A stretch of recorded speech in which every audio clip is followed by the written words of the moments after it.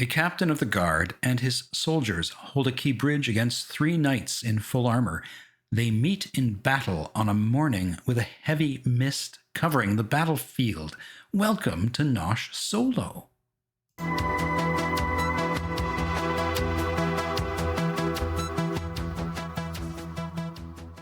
Gosh, really got some nice toys here. Well, our combatants include a captain, 95 points, wearing mail armor and carrying a greatsword. A 35-point man-at-arms, armed with a mace, a medium shield, and mail armor. A 70-point sergeant-at-arms, armed with a poleaxe and wearing a leather buff coat. A 40-point archer, armed with a longbow and wearing cloth armor. And up here, a 35-point crossbowman wearing cloth armor. And they are facing off against these 3 knights, each built on 100 points. And they are armed with scale armor. They have heavy shields and thrusting bastard swords.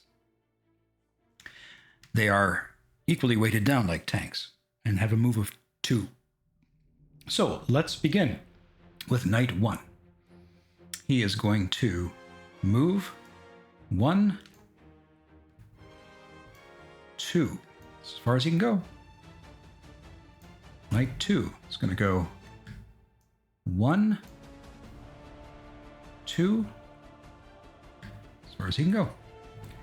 And Knight 3 will go 1 and 2. The captain has a great sword, and the great sword has a reach of 2, whether with swinging or thrusting. I think the captain is going to go 1. No. Captain will go 1. Onto the edge of the bridge to try to attack Knight 2. And I think he'll do a deceptive attack. So I'll give him a -2 to put a -1 on the knight's defense.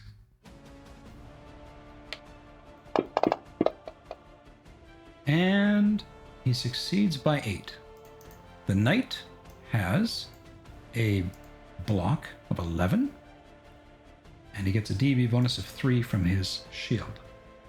But he's got a -1 from the attack. Let's see if he blocks.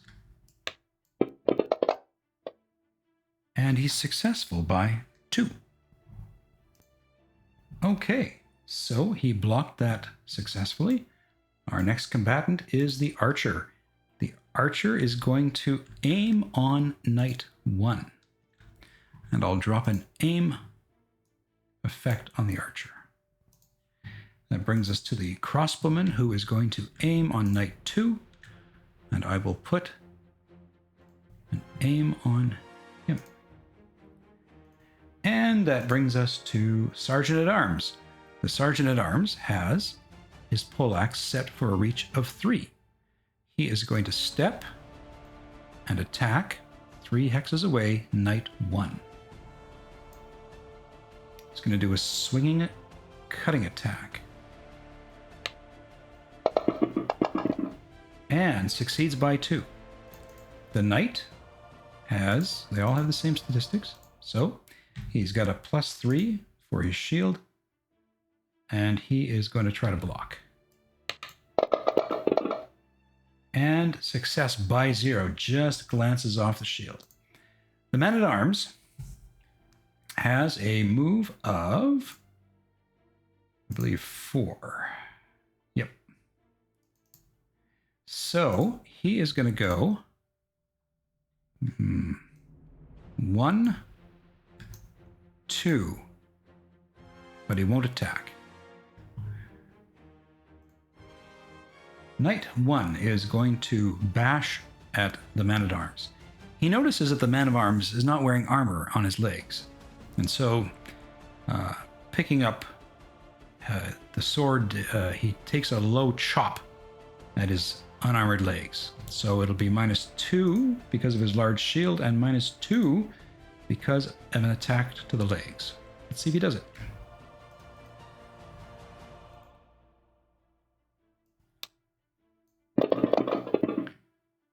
Possibly succeeds. The man-at-arms has a block of 9. He is going to spend a fatigue point for a feverish defense to give him a +2 on his block. And he is going to step... Or sorry, he's got a +2 from his shield for 4. 9... That's 13. Let's see if he blocks. He does. Success by 8. All right. Knight 2. He has a thrusting bastard sword, and it has a reach of 1 or 2, so he is going to stay where he is and attack the captain. He has a -2 to his attack because of the shield. Let's see if he hits him. And success by 4. The captain has a parry of 10. He's going to take 1 point of fatigue for feverish defense of +2. And I think he is also... No, that's it. Let's see if he parries on a 12. And he does. He makes it by 7. All right. Knight 3. Ha! There he is, stuck at the back. Can't reach anybody. Well, that's not fair. However, he can run past his allies. In this case, he's going to go 1, 2,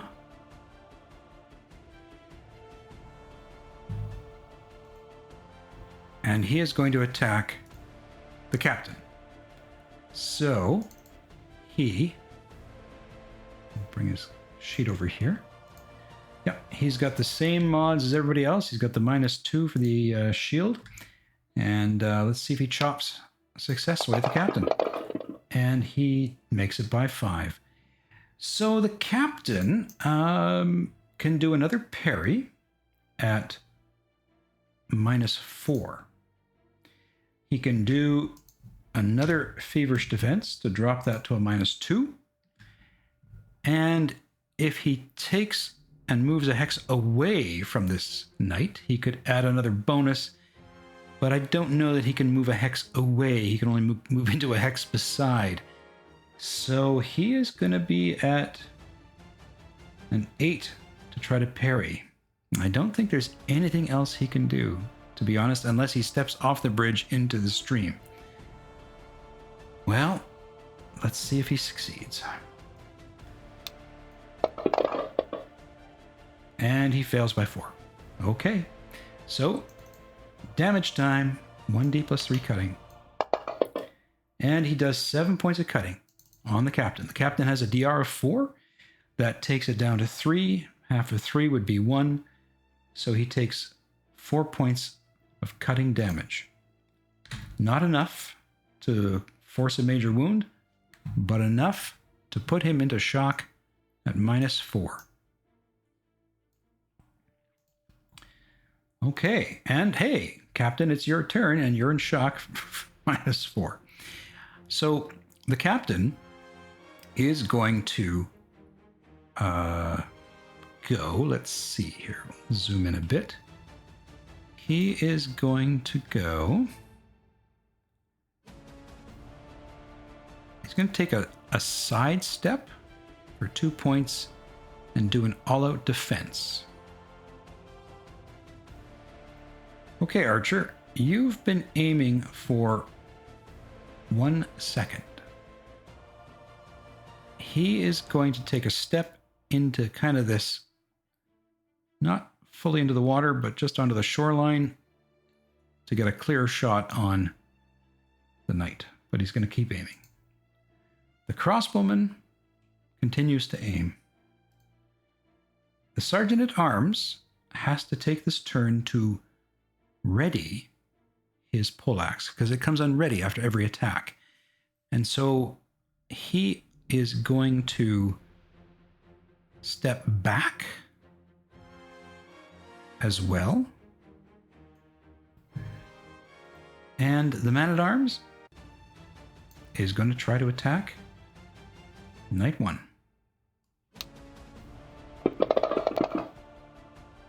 And fails by 1.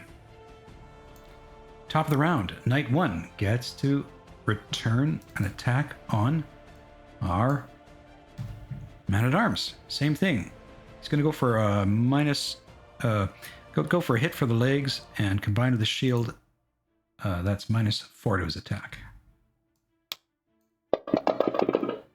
And success by 3. So the man-at-arms is going to burn another fatigue point. He's going to get a +2 on top of his DB of 2. And he can't really move back. Well, I guess he could walk along the edge of the bridge here. I realize I'm perhaps saying there's more bridge than what it looks like, but no, I think he's going to just try it with a block. He critically succeeds. Ooh, that forces the knight to go to the critical miss table, I believe. All right, it's shake and bake time, baby. Let's see if you drop your weapon, maybe? Stab yourself? You managed to hit yourself in the arm or leg. If making an impaling or piercing attack, no. Awesome sauce. Okay. I'm just trying to imagine what he did here. He's got a shield in one hand. He's swinging low. I don't know. Did the blade come down and just somewhere go into his into his shield arm, perhaps? I don't know. Anyway, 50% chance each way. So 1 to 3, it's his arm. 4 to 6, it's his leg. It's his arm, so it's his shield arm. Okay. All right. So, Knight 1, you do 1d plus 3 cutting against your arm. This should be interesting. Does maximum damage against his arm. What a doofus. Okay, so I did not see this happening. Okay, so he did 9 points of cutting damage. Like, he must have really wailed his arm. So he does 9 points of cutting damage against his shield arm. And he's got a DR of 4 on the arms, I believe. Let's see. Sleeves, yep. So that's 5 points that gets through, but of course, cutting damage is multiplied by 1.5, so he did 7 points of damage to his shield arm. That's more than his arm can even take for damage, because he's got a health of... These knights have a health of hit points of 12, and that's over half to his arm, which means he just crippled his own shield arm. Well, that is just nuts. So he took 7 points of damage to the arm, but by the rules, the maximum he can take from that to his overall hit point health is 6.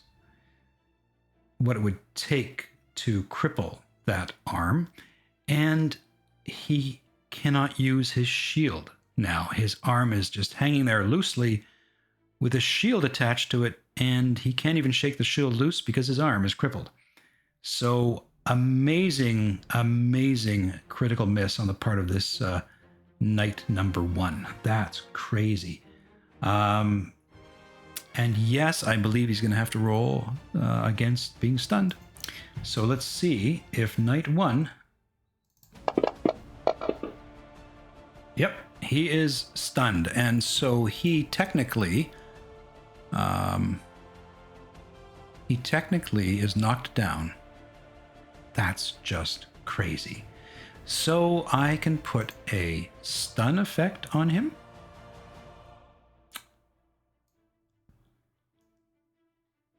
And I can also put the prone effect on him.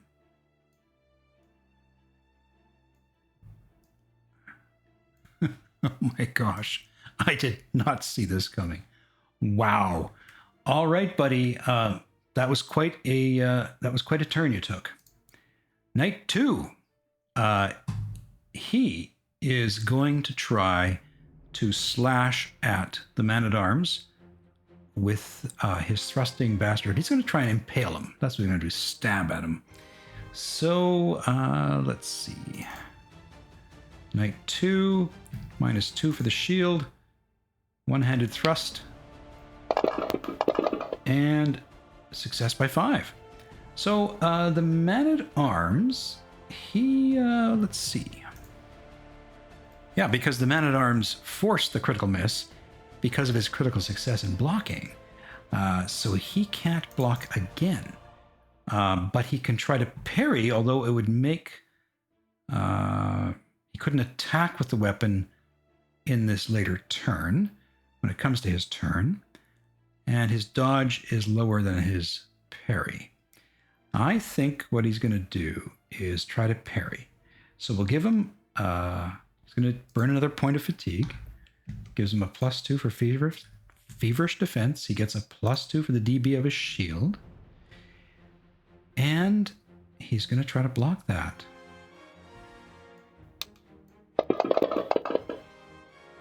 And succeeds by 3. So I have to make a note that he has cannot use his sword or his mace. Which brings us to Knight 3. Knight 3 is going to try to attack the captain.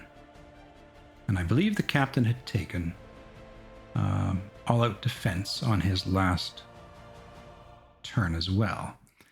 Okay, so Knight 3 will get a -2 to his attack roll. Let's see if he can hit the captain. Success by 1. So the captain, let's see, he is...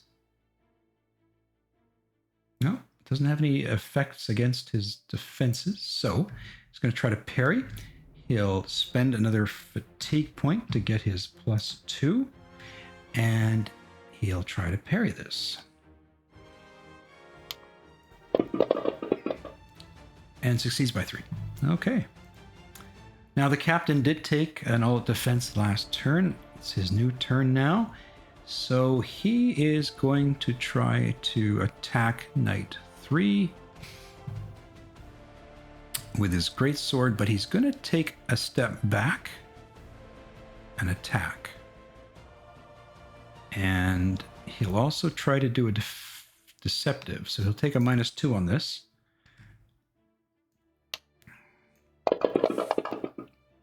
Succeeds by 3. So, Knight 3 will have to try to block. He gets a +3 from his DB. He's at a -1 for the deceptive. Let's see if he blocks. And he succeeds by 0. All right, so just does it.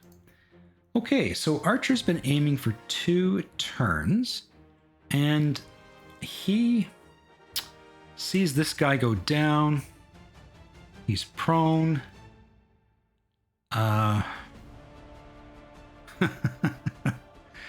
Should he drop an arrow into the knight who's stunned? And, oh, I don't know about that. Let's see. Yeah, I think that if he wants to attack someone who's prone, it's going to be a -2 on top of all the other modifiers. So, let's see. I'm going to have him aim for 1 more turn on this guy. The crossbowman has a standing target. Let's see. No, he's going to take another turn to aim as well. Sergeant at Arms. So in the first round, he attacked. The second round, he took a step back to ready his polearm to attack with a reach of 3 again. And he's going to go after knight 3 on this turn. So here we go. A swinging cut. And success by 7. All right, so knight 3, I do believe, had to block. Yes, he did. He can't block again. So he can't parry because I believe he tried to attack the captain on his turn. And because his thrusting bastard sword is unbalanced, yeah, he cannot parry. He's left with having to dodge. So he gets the he gets the +3 for the defensive bonus of his shield. He can spend fatigue to get a +2 for feverish defense.